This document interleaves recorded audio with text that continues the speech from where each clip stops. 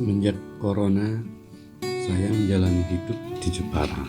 Saya kaget ketika bertemu seorang sahabat yang petani. Sahabat saya ini harus menanggung kerugian gagal panen selama 2 kali masa tanam, yang bila ditotal senilai dengan harga rumah tipe 36. Bergerak dari sini, saya mencoba membuat rumusan hakikat petani. Mungkin rumusan itu tidak tepat-tepat amat, tapi setidaknya bisa memperbaiki orientasi berpikir dan memperbarui motivasi bertani minimal bagi saya pribadi. Dari tahun 97 saya sudah terjun ke dunia bisnis. Dari rental komputer, servis komputer, jual beli komputer, laptop, printer, hingga terakhir ke dunia properti. Saya mulai bisnis properti dengan modal yang sangat minim. Sisa-sisa aset bisnis komputer yang ada saya gunakan untuk banting setir ke dunia properti. Bila diprosentase antara modal dan putaran aset properti, modal yang ada tidak lebih dari 10%. Sementara sahabat saya yang bertani memiliki modal berupa aset tanah yang bila diprosentase dengan putaran omset bisa lebih dari 200%. Belum lagi bekal ilmu bertani turun-temurun dari zaman kakek. Tentu jauh berbeda dengan pengalaman saya di bidang properti.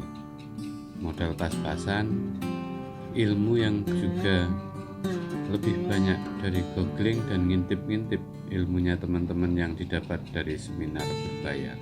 Seringkali orang salah memandang petani lebih miskin daripada pengusaha properti khususnya karena tampilan luar.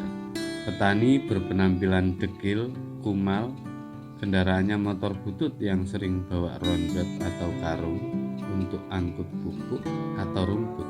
Sementara pengusaha properti pakaian necis, licin, harum, bawaannya ballpoint, naik motor atau mobil mewah.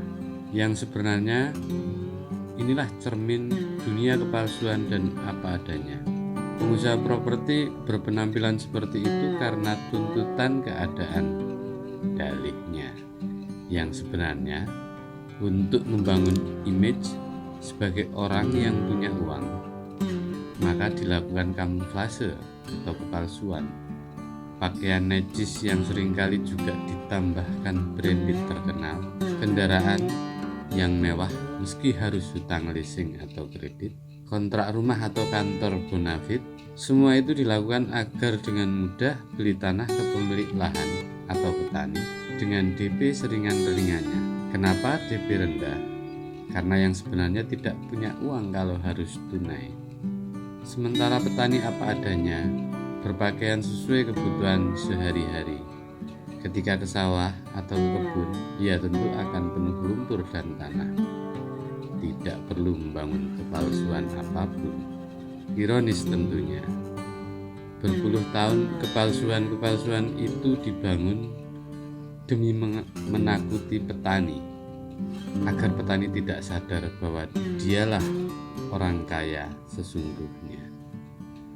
Semoga sahabat saya tidak frustasi bertani dan kemudian menjual sawahnya karena tertipu oleh kebutuhan-kebutuhan palsu yang terus diiklankan oleh hampir semua media dan gaya hidup.